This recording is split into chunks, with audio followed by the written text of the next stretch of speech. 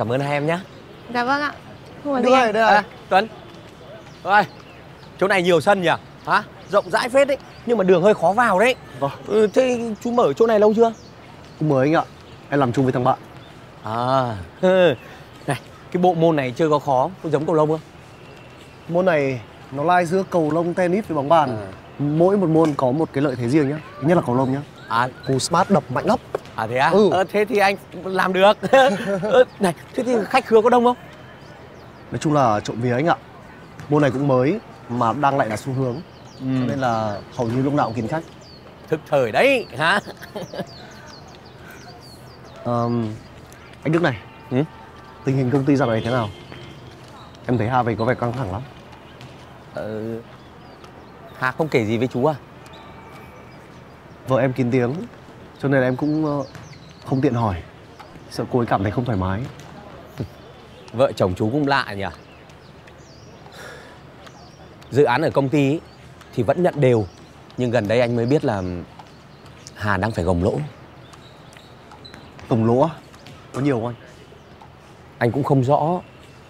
Nhưng thực sự nhá, anh thấy Hà làm việc thiên về cảm xúc quá. Về nghề ấy, thì Hà rất giỏi, không có gì để bàn cãi. Nhưng mà để điều hành một công ty ấy, thì nó lại là vấn đề khác. Chú cũng làm doanh nghiệp, chắc chú cũng hiểu.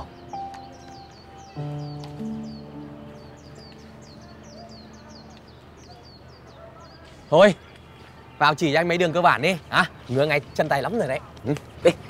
Thế anh có phải vượt không? Có, em lấy cho. Ok. Môn này thì dễ chơi, nhưng mà chơi lên trình độ cao lại rất khó anh ạ. Thế à? Thôi cứ phải luyện tập thôi. Em bảo này, vật em để bên kia nhá. Bây giờ anh qua bên đấy anh khởi động xoay khớp gối, khớp chân đi. Rồi. Không là chủ rút. Ok.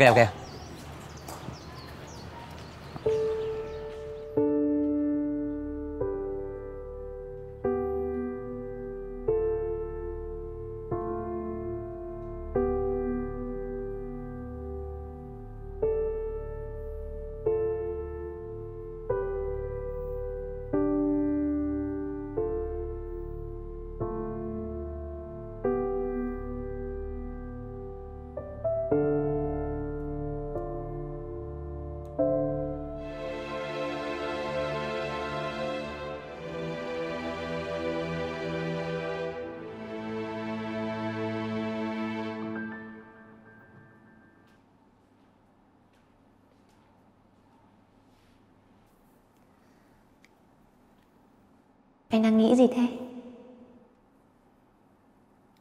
Chẳng nghĩ gì cả.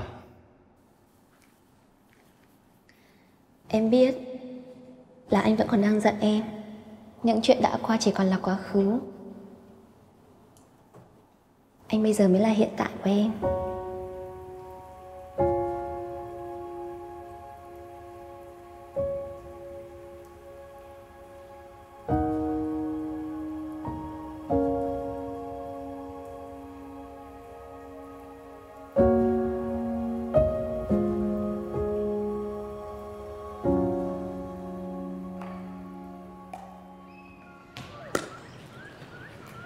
Long đây à? Anh Tuấn, Lâu không gặp. anh cũng đu chen theo giới trẻ cơ à?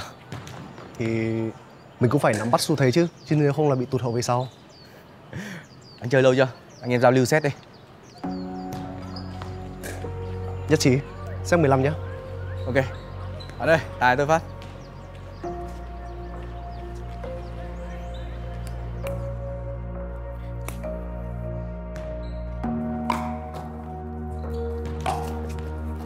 Bóng tốt. Đổi điểm 6 đều.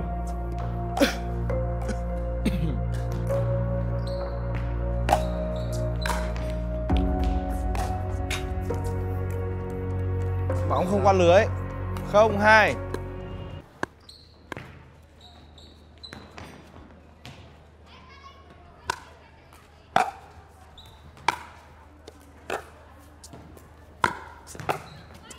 Bóng tốt.